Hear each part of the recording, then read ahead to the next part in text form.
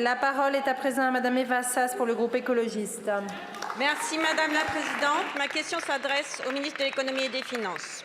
Monsieur le ministre, Elisa et William ont perdu leur mère dans la tempête Alex en 2020, une tempête extratropicale attribuée au dérèglement climatique.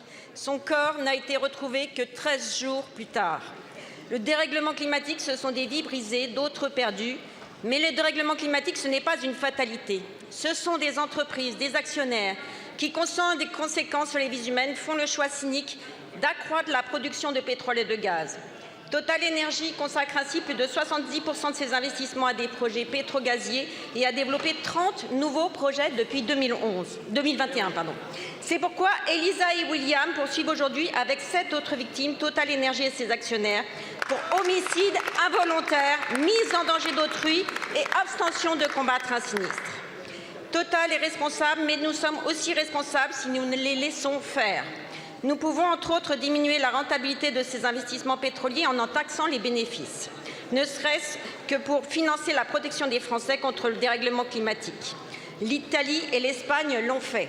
Cette contribution a rapporté 2 milliards en Espagne et 2,8 milliards en Italie. Alors, Monsieur le ministre, pouvez-vous dire devant la représentation nationale combien a rapporté la contribution temporaire de solidarité que vous avez mis en place sur les résultats 2022 des entreprises pétrogazières et pourquoi vous avez refusé de prolonger cette contribution temporaire de solidarité en 2023. Je vous remercie. La parole est à Monsieur Thomas Cazenave, ministre en charge du budget.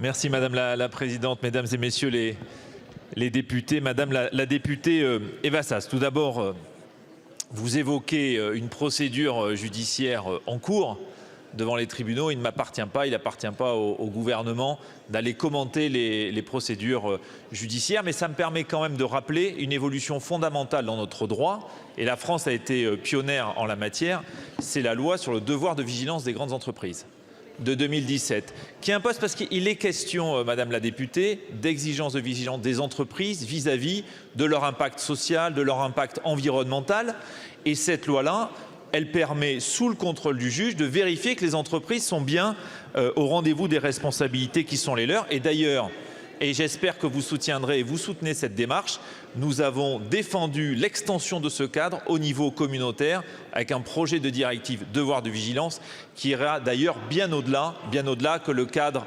national. Et je crois que en la matière, c'est des protections supplémentaires pour celles et ceux qui subissent les effets du réchauffement climatique, mais aussi les effets des violations des droits de l'homme dans d'autres pays, notamment par les sous-traitants. Et ces 2 ans de négociations.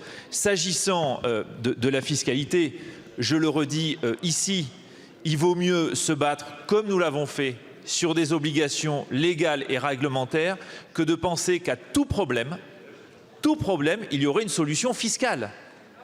La fiscalité que vous évoquez n'enlèvera rien à la peine de celles et ceux que vous avez cités dans l'introduction de votre question. Et je crois que c'est ça qu'il faut que nous réussissions ensemble. Et il n'y a pas de tabou de la part du gouvernement. Nous l'avons dit, nous travaillons avec le rapporteur général sur la taxation des énergéticiens, par exemple. Mais nous regardons sujet après sujet. Mais pardonnez-moi, Madame la députée, à chaque problème, il ne peut pas y avoir systématiquement une solution fiscale. Je vous remercie, Madame la députée. Monsieur Cazenave, vous n'avez pas du tout répondu à ma question et je vais vous donner le chiffre, Monsieur Cazenave. La taxe sur les énergéticiens fossiles a rapporté 61 millions d'euros en 2023. C'est dans la loi de règlement. 61 millions, vous avouerez que ce n'est pas beaucoup. Et je vous rappelle que l'AG des actionnaires de Total Énergie a lieu dans quelques jours et qu'ils ont déjà annoncé 19,9 milliards de bénéfices nets en 2023. Vous dites que vous ne pouvez pas faire, mais vous ne voulez pas faire. L'Espagne et l'Italie l'ont fait, ils n'ont pas de production d'énergie fossile sur leur sol. Alors quand mettrez-vous enfin en place une taxe sur les énergéticiens à la hauteur des enjeux? Je vous remercie. La parole est à Monsieur